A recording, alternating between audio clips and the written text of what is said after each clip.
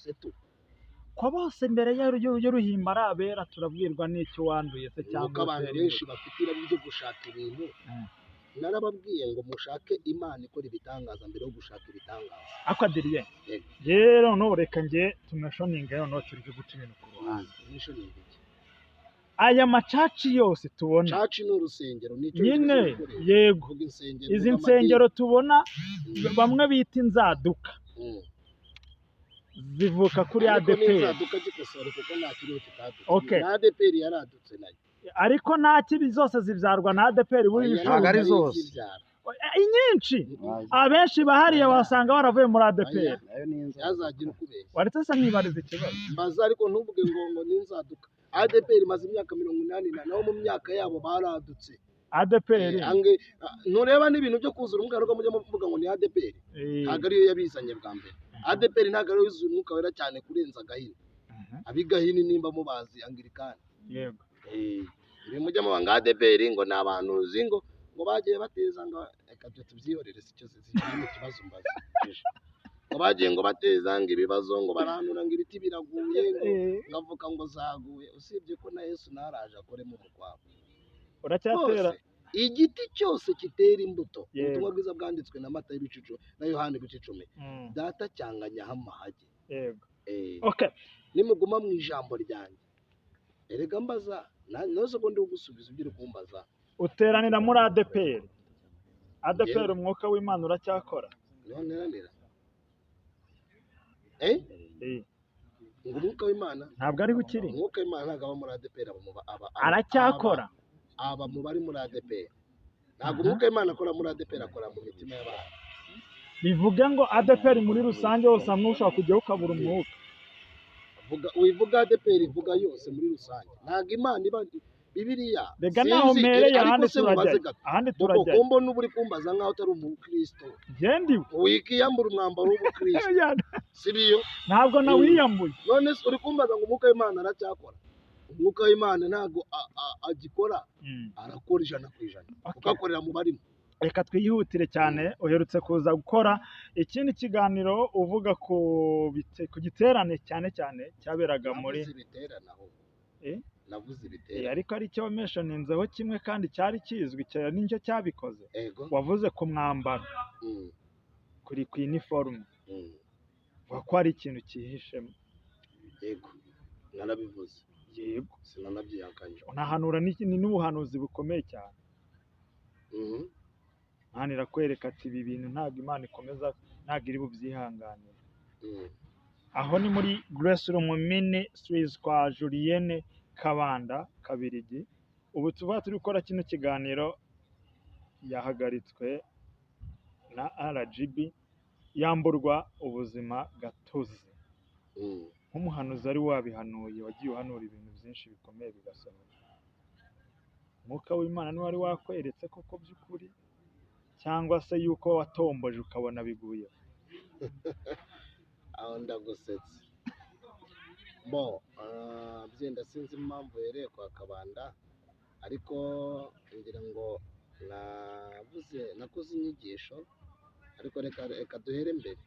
Maze igihe kinini muvuga ngo mvuga ibintu ngo leta ngo yantumye ndabivuze ni mwebwe mubivuga inde nande njye ntago ndimo wese wabwirwa n'ikize kutarimo ko nawe uri kumbaza.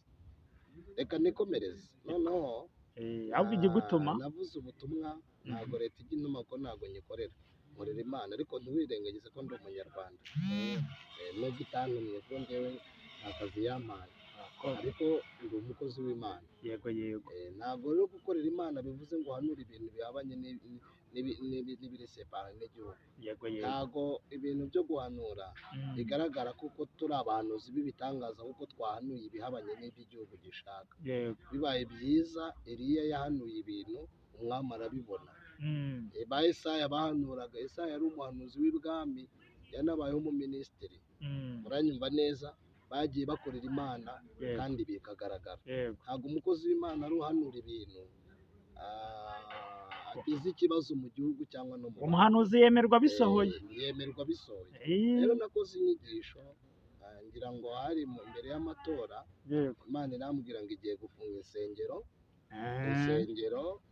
igira umugisha abantu barantuka icyo gihe barambwiye ngo ndiyujuje baranavuga ngo kiriya kigabo ngo kivuga ngo n'ijwi risarareza mu by'ukuri uretse Imana ijya ikomeza abavugabutumwa igakomeza n'abantu ubundi umurimo w'Imana ubamo ibitosho ku buryo byatuma uteguka ibyo bintu barabivuga bavuga ko leta ngo iba yantumye bavuga ko bitazasohora ko insengero yari muri cya gihe insengero bari kuzifunga Imana irambwira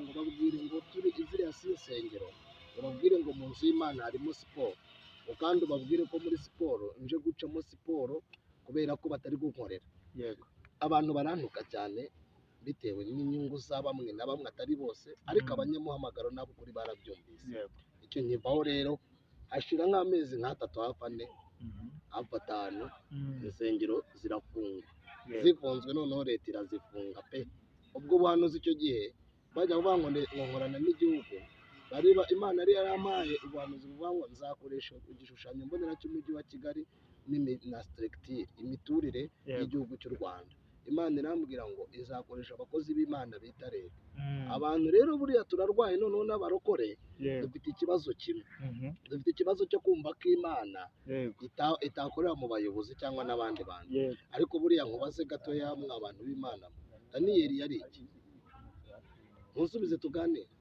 Daniyeli yari umukozi w'Imana yari umunyepolitike Saduraka Meshaki na Abedenego se bari bande Saduraka Meshaki na Abedenego bari bande bari abanyepolitike Paulo yize duruwa yiga filozofi Paulo ni umunyepolitike iki Yosefu se yari iki Yosefu yari umunyepolitike ahubwo mbwira umuntu utari umunyepolitike muri Bibiliya sogokuruza Aburahamu yari nivanga muri politike reka tuganire waje tukiganira iyobokamana wambaza kandi aribyo niyo kukubwira yego ngo uko ndashaka nkubaze gato Dawidi ntabwo yari umwami yari umukozi w'Imana ntabwo yari umwami se yari gusa umwami utari umunyepolitike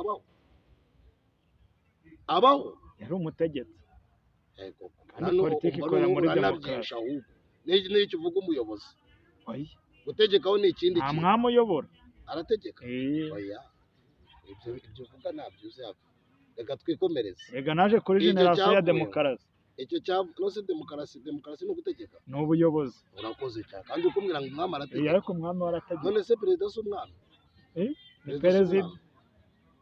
ni perezida anyway reka twikomereze icyo wabumbajije kubera ko icyo ni ikindi kiganiro bivaho rero bivuyeho icyo gihe Imana irambwira ngo igihe no gukora umukwabo mu buyobozi bwite bwa leta icyo gihe bamwe barafunzwe harimo n'umuyobozi wari ushinzwe nimba ari hari umuyobozi wari ushinzwe nimba ari ibidukikije w'umumama wari ubishinzwe icyo gihe bivaho Imana ikora umukwabo ndawubona abantu baranduka ataha burya leta iba yagutumye abashumba barafunzwe koko icyo gihe oya ni abashumba na ba Zerafati barafunzwe Zerafati yaje inyuma y'insengero nyine noneho rero na ba Zerafati baza gufunga ibyo bivuyeho rero bivuyeho mu by'ukuri ko abagenzi koko ni ibintu byiza ndi imbere y'Imana izi ibi byose irondora imitima yose ndi imbere y'Imana ndi kuri kamera ahangaha Imana nubwo abantu bayitirira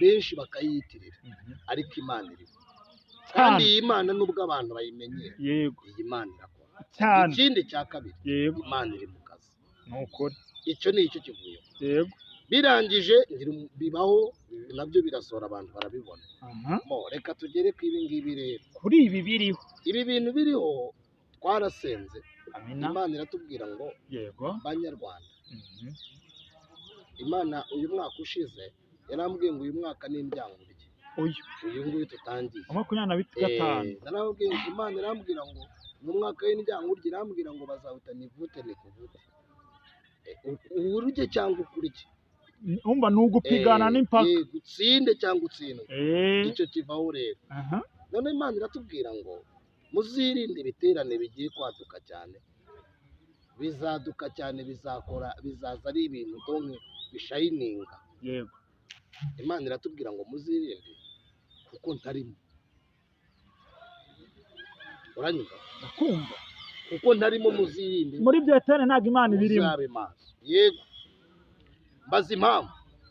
Subiza. Oya, ntabwo ari ndi kuyibaza, nabajije impamvu. Wabazaga Imana. Sorry.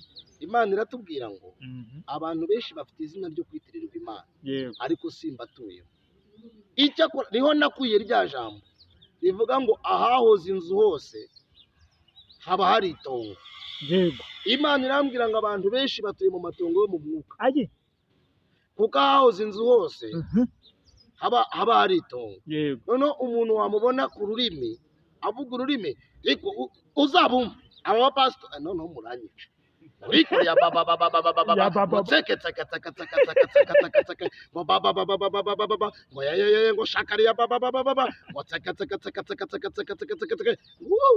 ukagira ngo abantu baraguje n'abantu batongereye babaye no muri Nyabingi, niko bigenda. Noneho n'imyuka y'abarangi uzabireba ukuntu buzuza uzi ikintu bisobanura? Biravuze ngo turakanye ntabwo tuzajya mu ijuru. Oya, siko ntabyo uzi. Imyuka buzura imeze itya uzabireba, buzuzwa bagira gutya ntaho tuzajya, ijuru bari kurihakana kandi bari ntaho tuzajya, nibyo baba barimo kandi bari kubwiriza. Yego, kurikira tugendana twagiye ibyo bintu. Yesu arambwira ngo ni ibyitirirwa Imana ariko situbirimo. Noneho bihuza n'iki? Ibya uniform byo nari mbizi muri Bibiliya, mbizi n'amatorero yo muri Nigeria, amatorero akorana n'imyuka mibi, mbishurirwa mu buryo bw'iyerekwa, kuko nzi imyuka iri gukorera mu bapasitori. Harimo n'imyuka myinshi y'inyigisho ziri zikoreshwa mu buryo bw'amarangamutima, ari nacyo navuze ngapfa n'abantu.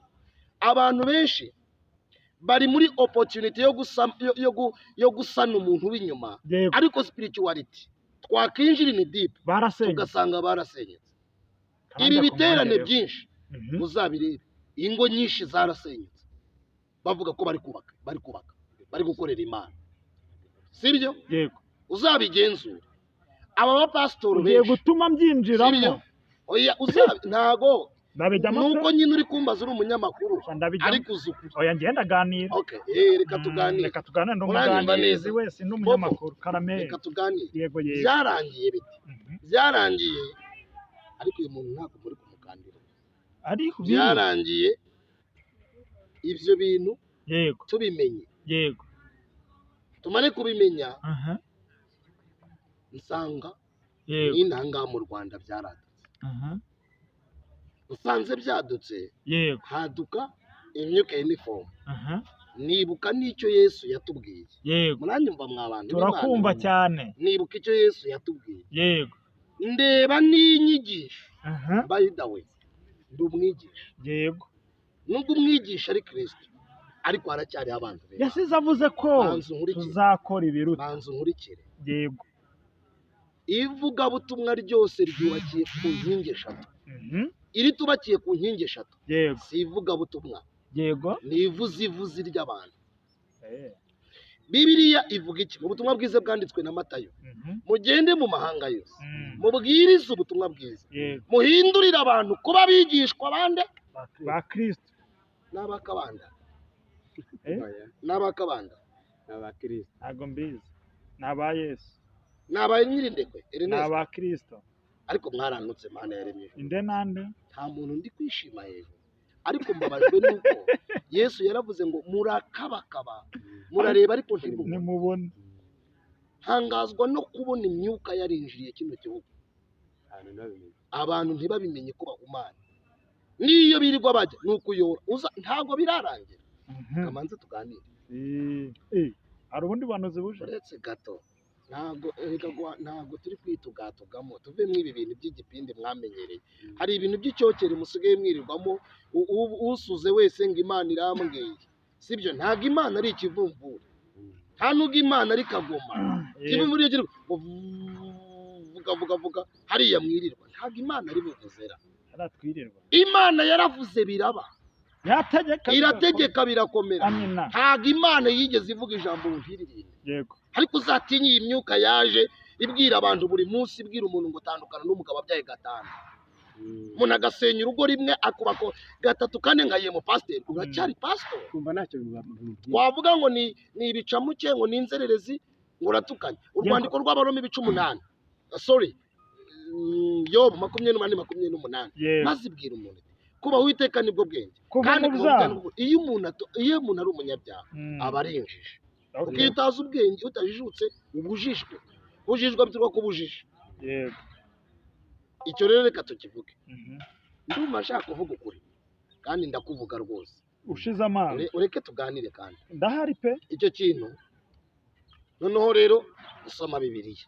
Usomye Bibiliya, yego, ndihuza n'ibyo nzi spirituality, uburyo bw'umwuka. Ndihuza n'ubutumwa nari maze iminsi nanga.